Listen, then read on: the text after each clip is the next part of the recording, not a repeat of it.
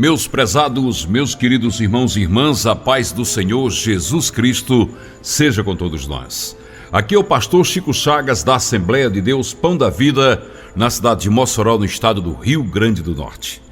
Há momentos em nossas vidas que a gente pensa que algo estranho está acontecendo, que aquilo que planejamos não está acontecendo.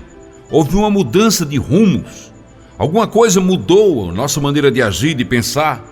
Os nossos planos saíram dos trilhos, quando na verdade é Deus que toma a frente de nossas vidas. Deus toma a frente da minha vida, mas eu não tenho livre-arbítrio. Sim, mas com o seu livre-arbítrio você permitiu que Deus entrasse em seu coração. Após a ressurreição, quando Jesus apareceu para todos os seus discípulos, e somente Tomé ficou sem ver ele, Tomé duvidou de sua ressurreição e disse que acreditaria somente se tocasse as chagas de suas mãos e também o lugar onde a lança penetrou do seu lado. Jesus apareceu. E naquele dia que Jesus apareceu, a palavra diz que Jesus entrou estando a porta fechada. É porque na palavra de Deus tem tantos detalhes maravilhosos, belos, porque simboliza ali que Jesus entrou ali porque ali dentro estavam pessoas comprometidas com ele. Aqueles que haviam andado com ele durante os seus 3 anos e meio de ministério. Jesus, quando tem a chave do nosso coração, quando você entrega nas mãos de Jesus a sua vida, ele tem liberdade para intervir. Ora, se eu digo, Jesus, toma minha vida em tuas mãos, tome a frente dos meus caminhos, não me deixe caminhar sozinho, não me deixe fazer o que é errado. Deus então passa a dirigir meus passos e caminhos e passa a tomar atitudes que eu não posso tomar. Por quê? Porque Deus é onisciente, onipresente, onipotente, Ele sabe todas as coisas e sabe que o caminho pelo qual eu estou trilhando vai terminar em fracasso, vai terminar em problemas, em sérias consequências para a minha vida, para a sua vida que está ouvindo essa mensagem. Por isso, às vezes, Deus muda os planos e muda o rumo das nossas vidas. Glórias a Deus, aleluias. Que bom que Ele faz isso. Eu quero, para ilustrar essa mensagem, falar sobre um momento muito importante da vida do rei Davi, um homem segundo o coração de Deus. Davi não podia nem sequer imaginar a encrenca em que ele estava se metendo ao receber sobre a sua cabeça aquele óleo derramado por Samuel. Mesmo ungido rei, não podia assumir o seu trono enquanto estivesse ocupado por Saul. Para evitar um embate com o velho monarca, Davi tornou-se um foragido. Nas 2 oportunidades que ele teve de livrar-se de Saul, de matá-lo, ele preferiu poupar a vida de Saul por entender que Saul era um homem ungido por Deus.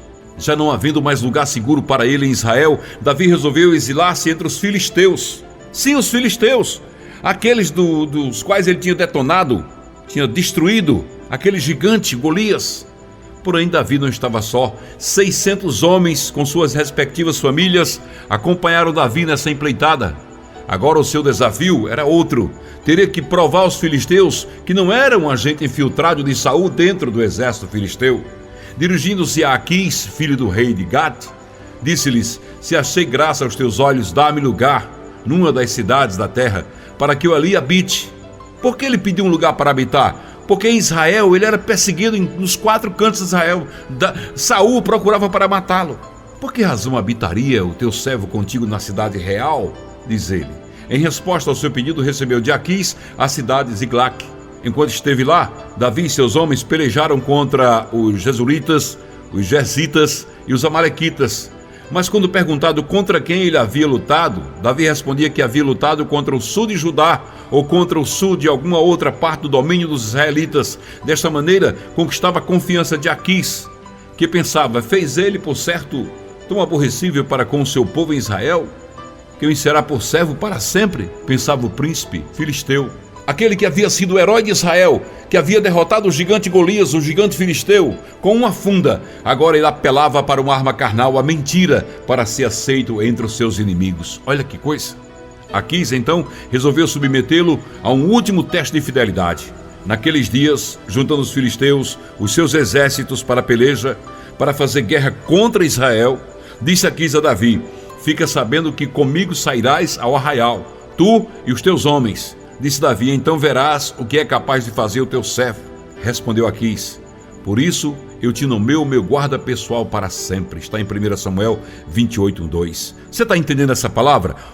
O príncipe filisteu chamou Davi para enfrentar Saul, de quem ele havia fugido para não matá-lo, por considerá-lo ungido de Deus. Não restava mais nenhuma dúvida no coração de Aquis. Davi lhe era fiel, pensava ele.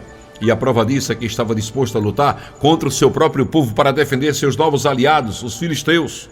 Quem diria? Aquele que havia sido predestinado a ser o rei de Israel, agora recebia a promessa de que seria o guarda-costas oficial do príncipe dos filisteus, dos quais ele derrotou o gigante Golias. Não há quem traia alguém sem que antes traia a si mesmo. O homem, segundo o coração de Deus, entrava em rota de colisão com os propósitos divinos, com os planos de Deus.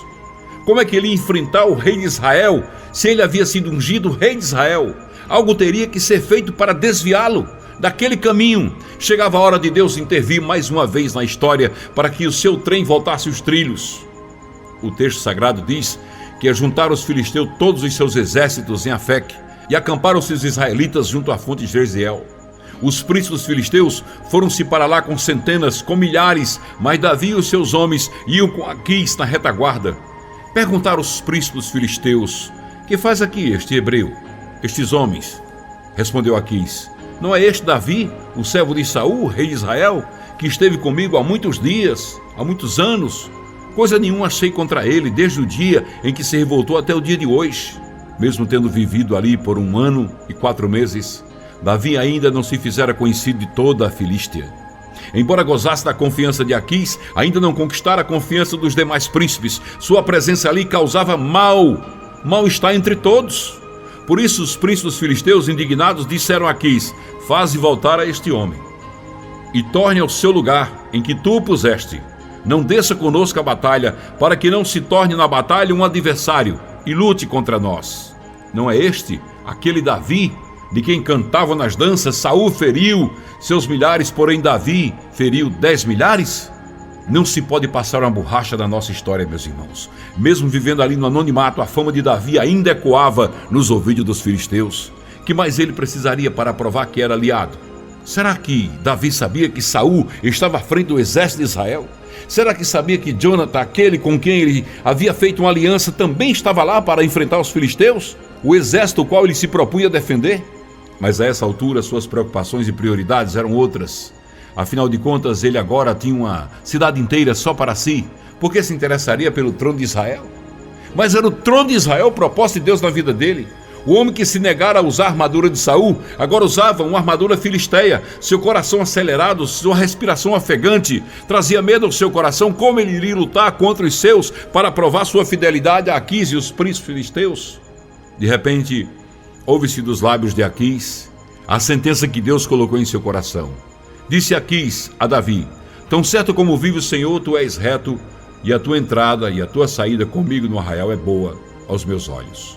Nenhum mal achei em ti, Davi, desde o dia em que a mim vieste até o dia de hoje.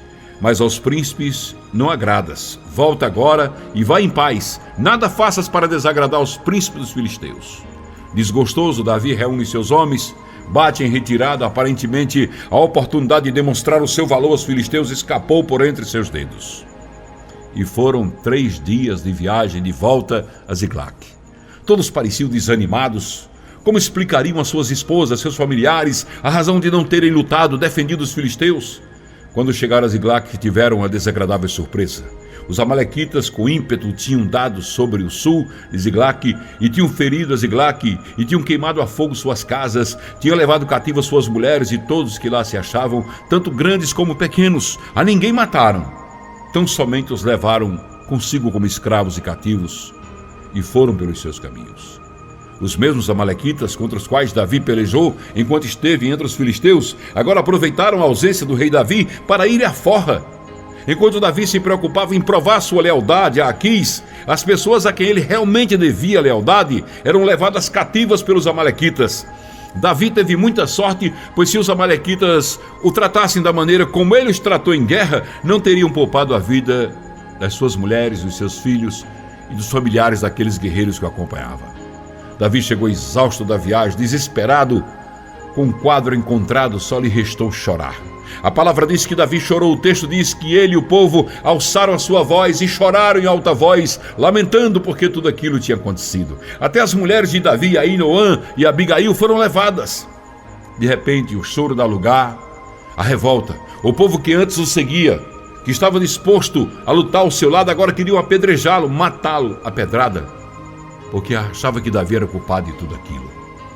De amado a odiado, de querido a desprezado, Davi se viu sozinho.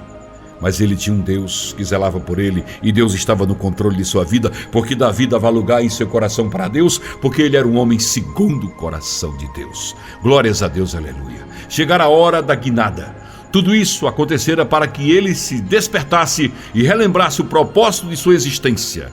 Diante deste quadro caótico, Davi se fortaleceu no Senhor seu Deus. O que fazer? Que medida tomar? Davi então se dirigiu ao sacerdote Abiatar. Pede que se lhes traga a estola sacerdotal. Vestido como um sacerdote, Davi consulta ao Senhor: perseguirei, Senhor, ou não a tropa? Alcançarei eles? Respondeu-lhe o Senhor: persegue-a. De certo alcançará e tudo libertarás. Davi tinha a palavra de Deus dizendo: é eu que estou fazendo tudo isso, Davi. Eu não te fiz enfrentar os teus irmãos para que você voltasse para defender os teus. Quanto tempo se perde quando, em vez de consultarmos a Deus, fazemos as coisas do nosso jeito, ao nosso bel prazer, fazemos aquilo que vem ao nosso nariz, acabamos perdendo o foco. Imagina se Davi não houvesse sido dispensado pelos príncipes dos filisteus. Quando chegasse a Ziclague, seria tarde demais. Tão logo recebeu o sinal positivo do Senhor, partiu Davi, ele e os seus 600 homens com ele se achavam presentes ali. E logo no início da caminhada, 200 deles pediram arrego. Não conseguiram sequer atravessar o ribeiro, mas Davi e os 400 homens continuaram a perseguição. Provavelmente aqueles 200 eram homens mais velhos, cansados da batalha, já não dispunham de tanta energia para lutar. Levá-los consigo era correr um sério risco, um risco desnecessário. E no meio do caminho, acharam no campo um homem egípcio e o trouxeram a Davi. E deram-lhe pão, comeu, deram-lhe de beber água, deram-lhe também um pedaço de posta de figos secos, 2 cachos de passas. Comeu, voltou o ânimo a esse homem, pois havia 3 dias e 3 noites que não bebia nem comia. Então Davi lhe pergunta: de quem és tu? De onde és? Respondeu aquele egípcio: o homem que Deus colocou no seu caminho. Sou servo de uma amalequita. O meu senhor me deixou porque adoecia 3 dias. Reparem nisso aí, Davi tratou bem aquele homem. Mesmo antes dele fazer qualquer pergunta, ele lhe deu de alimentos. Alimentou aquele homem porque viu que ele estava faminto. E o homem disse a Davi que já havia 3 dias que os homens tinham passado ali e que ele poderia levá-los ali, que os homens levavam suas mulheres. Isso significa que no momento em que Davi e seus homens se dispunham a enfrentar Israel em favor dos filisteus, Ziclague estava sendo incendiada, assaltada, e o seu povo estava sendo prisioneiro. Há momentos na minha vida e na sua vida que Deus coloca a mão para que nós venhamos a entender que Ele está no controle de nossas vidas. E para Deus estar no controle de sua vida, Ele quer tão somente que você use o seu livre-arbítrio e diga: Senhor, toma em tuas mãos meus passos e meus caminhos e dirige a minha vida. Administra a minha vida, Senhor. Não me permita errar pelo caminho, e Deus dirigirá a sua vida. E onde Deus dirige, não há drogas, não há bebidas, não há prostituição, não há falta de harmonia. Não há nada disso. Não há Satanás na sua vida para tomar o que você tem, porque onde Deus dirige, o usurpador, o destruidor, bate em retirada, porque onde há o sangue de Jesus, Ele respeita e Ele tem medo de ser queimado pelo poder do Santo Espírito. Entrega a tua vida ao Senhor. Peça a Deus para dirigir seus passos e seus caminhos. Diga: Senhor, toma conta de mim. Não sou capaz, Senhor. Porque a palavra de Deus diz: não é do homem ser digno de dirigir seus passos, mas a Deus pertence o seu destino. Se você entregar o seu destino a Deus, Ele vai mudar a tua história. Ele vai repreender o devorador. Ele vai te abençoar. Vai abrir as janelas dos céus. E você terá uma caminhada de paz, de alegria nesta terra, 100 vezes mais. E na outra vida, uma coroa de salvação. Glórias a Deus, aleluias. Espero que essa mensagem tenha falado ao teu coração, porque é a palavra de Deus. E a palavra de Deus, como está escrito, ela prospera para aquilo que é proposta. Ela não voltará para Deus vazia. Jeremias 23, 29 diz: não é a minha palavra martelo que esmiuça a penha e fogo que queima o pecado? Então essa palavra é edificante para a tua vida. Receba em nome de Jesus. Fica na paz do Senhor.